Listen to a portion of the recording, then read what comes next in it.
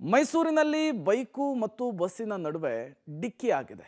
ಪರಿಣಾಮ ಮಹಿಳೆಯೊಬ್ಬರು ಸಾವನ್ನಪ್ಪಿದ್ದಾರೆ ಎನ್ನುವಂತಹ ಮಾಹಿತಿ ಸಿಗ್ತಾ ಇದೆ.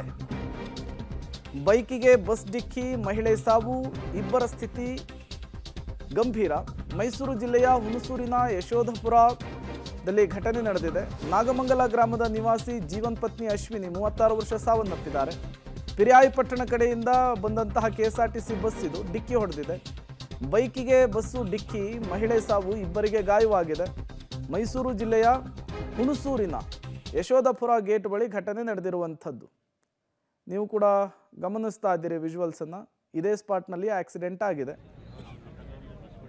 ಕೆಎಸ್ಆರ್ಟಿಸಿ ಬಸ್ಸು ಬರ್ತಾ ಇತ್ತು, ಈ ಕಡೆ ಬೈಕ್ನಲ್ಲಿ ಹೋಗ್ತಾ ಇದ್ರು. ಈ ಸಂದರ್ಭದಲ್ಲಿ ಆಕ್ಸಿಡೆಂಟ್ ಆಗಿರುವಂಥದ್ದು.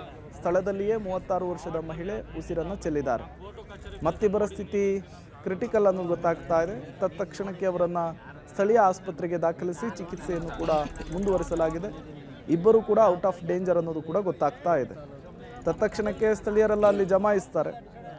ಪೊಲೀಸರು ಕೂಡ ಸ್ಥಳಕ್ಕೆ ಬರ್ತಾರೆ, ಮಾಹಿತಿಯನ್ನು ಪಡೆದುಕೊಂಡಿದ್ದಾರೆ.